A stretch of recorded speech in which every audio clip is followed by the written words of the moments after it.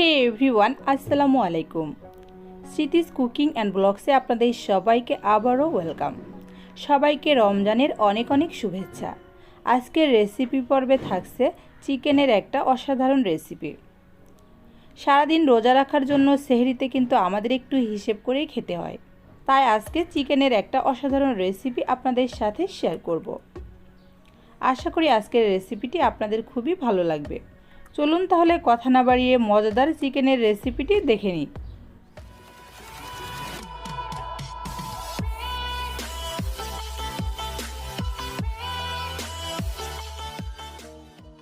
এবার আমি চুলাতে একটা কড়াই বসিয়ে দিলাম। কড়াইটা একটু গরম হয়ে আসলে আমি এখানে রান্নার রেগুলার সয়াবিন তেল দিয়ে দিচ্ছি। তেলটা কিন্তু আমি খুব বেশি পরিমাণে দিইনি, আপনারা দেখলেই বুঝতে পারছেন। আর এখানে এবার আমি দিয়ে দিচ্ছি পেঁয়াজের পেস্ট। আর পেঁয়াজের পেস্টটা এখানে 3 থেকে 4 টেবিল চামচের মতো হবে, যেহেতু একটু পাতলায় আছে। আর দিয়ে দিচ্ছি রসুনের পেস্ট 2 টেবিল চামচ। এবার আমি দিয়ে দিব 2 টেবিল চামচ জিরা পেস্ট।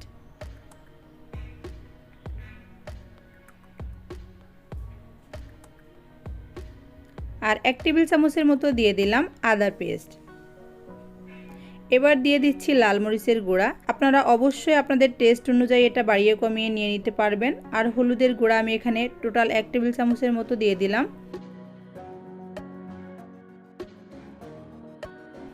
আর এখানে আমি হাফ চা চামচের মতো দিয়ে দিচ্ছি দারুচিনির পাউডার। দিয়ে দিচ্ছি হাফ চা চামচের একটু কম এলাচের পাউডার। এবার ছিঁড়ে দিয়ে দিয়েছি কয়েক টুকরা তেজপাতা। আর সবশেষে দিয়ে দিলাম স্বাদমতো লবণ।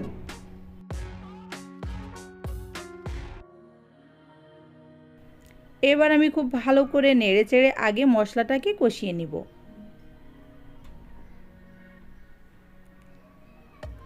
মশলাটার মধ্যে যেহেতু খুব বেশি পরিমাণে পানি নাই, তাই কিন্তু খুব ভালো করে নেড়েচেড়ে এটাকে আমার কষিয়ে নিতে হবে, যাতে করে আমার নিচ থেকে পুড়ে না যায়।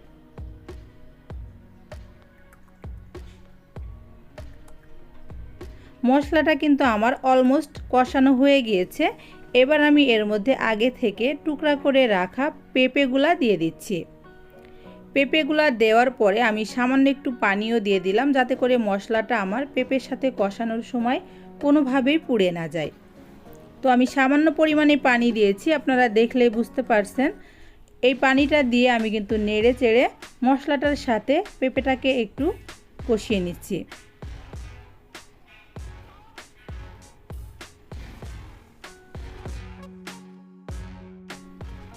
চুলার জালটাকে আমি কিন্তু একটু লোতেই রেখে করছি, যাতে করে আমার কোনোভাবেই মশলাটা পুড়ে না যায়।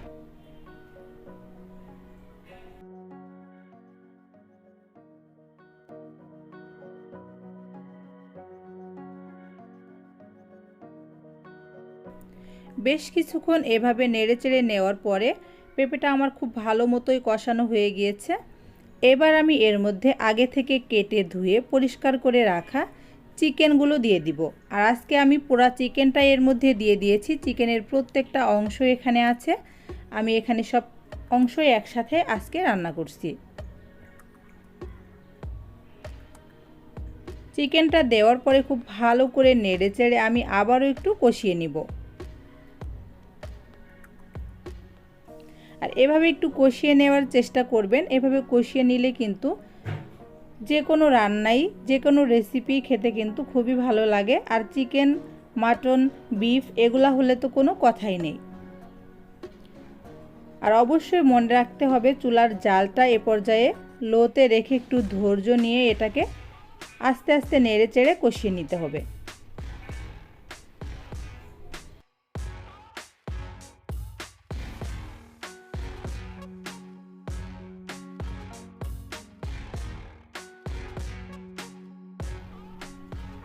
বেশ কিছুক্ষণ এভাবে নেড়েচেড়ে নেওয়ার পরে এটাকে আমার খুব ভালো মতো কষানো হয়ে গিয়েছে। এবার আমি এর মধ্যে গ্রেভির জন্য পরিমাণ মতো পানি দিয়ে দিচ্ছি।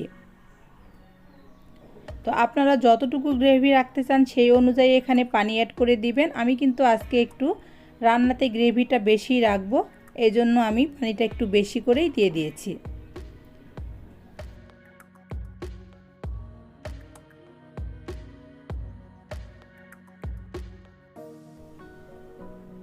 এবার ঢাকা দিয়ে এটাকে আমি কিছুক্ষণ রান্না করে নিচ্ছি।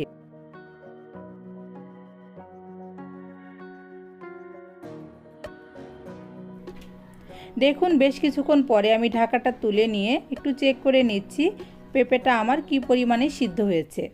পেঁপেটা যদি এ পর্যায়ে অলমোস্ট সিদ্ধ হয়ে যায় তাহলে কিন্তু আপনার চুলার জালটা একটু বাড়িয়ে দিতে হবে, আর যদি পেঁপেটা সিদ্ধ একটু কমই হয় তাহলে চুলার জালটা একটু লো করে দিয়ে আপনাকে এটা রান্না করে নিতে হবে।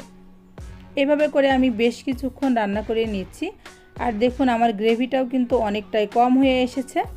এবার আমি এর মধ্যে দিয়ে দিব 1 টেবিল চামচ ভাজা জিরার গুঁড়া। ভাজা জিরার গুঁড়াটা দিয়ে আমি ঢাকা দিয়ে আরও কিছুক্ষণ রান্না করে নিচ্ছি। আর দেখুন কিছুক্ষণ পরে আমার গ্রেভিটা একদম ঠিকঠাক মতো আছে। এবার আমি এটাকে নামিয়ে সার্ভ করে নিব। খুব সহজে আজকে পেঁপে দিয়ে চিকেনের এই রেসিপিটা কিন্তু তৈরি হয়ে গেল। এই রোজায় সেহরিতে অবশ্যই এই রেসিপিটা একবার হলেও ট্রাই করে দেখবেন। এটা খেতে কিন্তু খুবই অসাধারণ এবং অল্প মশলা দিয়ে যেহেতু পাতলা ঝোল করে রান্না করেছি তাই এটা কিন্তু পেটের সমস্যাও একদমই করবে না। আপনারা অবশ্যই একবার হলেও ট্রাই করে দেখবেন। এতক্ষণ কষ্ট করে আমার সাথে থেকে আমার ভিডিওটি দেখার জন্য আপনাদের সবাইকে অসংখ্য ধন্যবাদ। সবাই ভালো থাকবেন, সুস্থ থাকবেন। নতুন কোনো রেসিপি বা ব্লগ ভিডিও নিয়ে আপনাদের সাথে খুব তাড়াতাড়ি আবারও হাজির হব। সে পর্যন্ত সবাইকে আল্লাহ হাফেজ।